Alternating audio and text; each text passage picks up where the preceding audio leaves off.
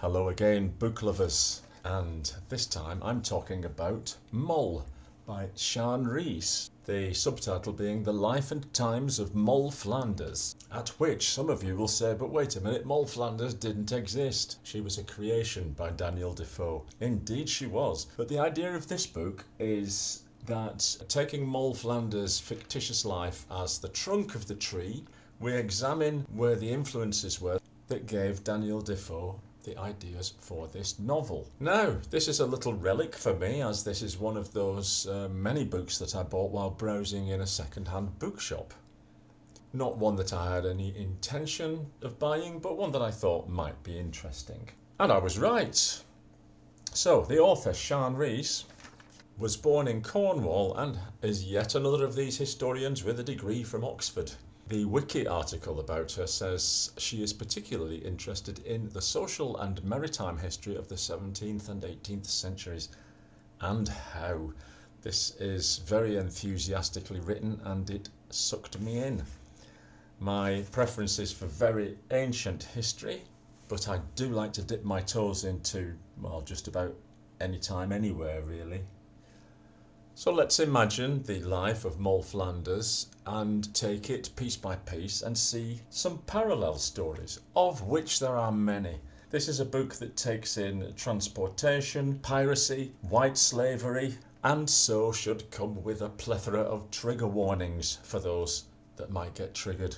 Very interesting stuff about how the original slaves in Virginia were all white, and very soon the new residents of that part of America began to reject the influx of these unwanted immigrants. Does that sound familiar? So, many details about all those things, some of them quite horrifying. And it's one of those history books, again, that I do wish people would read history. So we realise we're living in rather blessed times, even now, compared with what went on in previous centuries. The attitudes of people, the behaviour, the really cruel behaviour of a lot of people to our modern eyes, and to be honest, just cruel. Never mind modern eyes or not. There is lots of historical background about this transportation, the names of the ships, personal records, true stories, which will leave your hair standing up on end. The whole idea of indentured labour, basically a way of getting rid of our criminals without hanging them, was to chuck them over to America. And they were chucked over in their hundreds from London, from Ireland particularly, and some of them got lucky, but I would imagine the majority were letting themselves in for a terrible, terrible time. The transportation rules meant that you could come back to England after 7 or 14 years, depending. But what happened if you came back before then? Well, if they found you, it was death. And this leads us into the twilight life of the London criminals of the time, around the Mint and Southwark and Clink Street. All those places where people just didn't go. In fact, they were havens for criminals where you could hide out for as long as you dared and as long as you could make your way. If you were a woman, of course, prostitution was one of your options, and I'm sure for some men as well. But the moll, in fact, the many molls of which this book speaks, were more likely to be thieves, and they gained great notoriety in the London of the day. There are stories of criminals spotting the criminals they knew who'd come back from transportation too early and therefore were able to blackmail them for the rest of their miserable lives. We learn the stories of these colourful, if unsavoury characters, and who knows if Daniel Defoe could even be lumped in among them. He was a man with a lot of shade, something I didn't realise before. Always in trouble, often on the verge of bankruptcy or bankrupt. Meanwhile, here are the thieves and the pickpockets and the cut purses, all swarming around the theatres and the avenues of the rich people. Perhaps the most famous of them being a certain Moll King. A lot of them seem to be called Moll, by the way. Maybe that's where you get the idea of the gangsters Moll from. I don't know. Anyway, Moll King, alias Gold, alias Gilstone.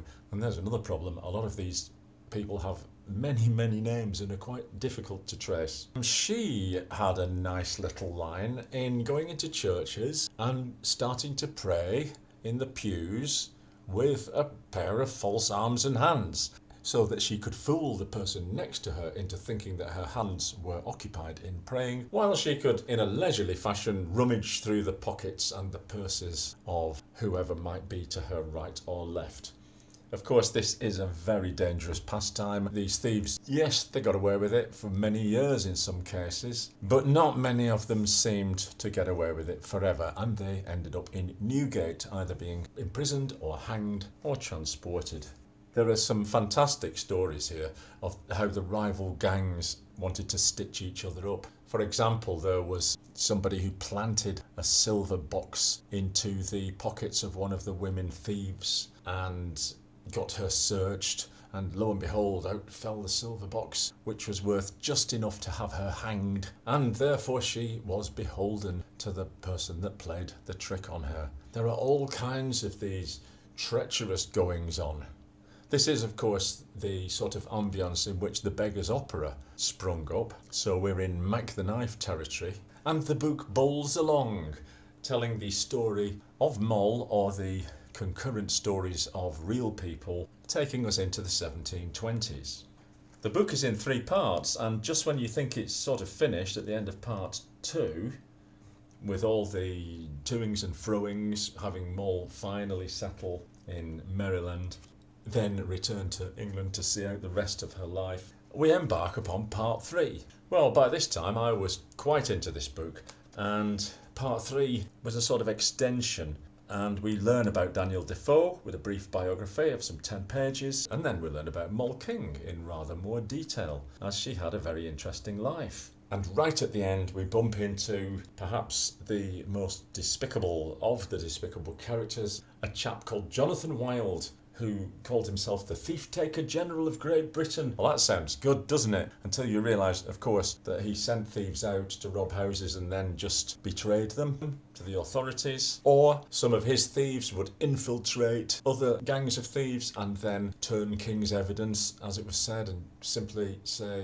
hey, look, these people have stolen this from there, and I will give evidence. A thoroughly immoral person, of whom I am not a whit envious. It seemed to be a life of constantly looking over your shoulder, and always in the shadow of the gallows that loomed over seemingly almost every act. So, there you go. If you like late 17th, early 18th century ambience, which, as I say, this author managed to suck me into, you might also get sucked into this book of rollicking tales and personal tragedies.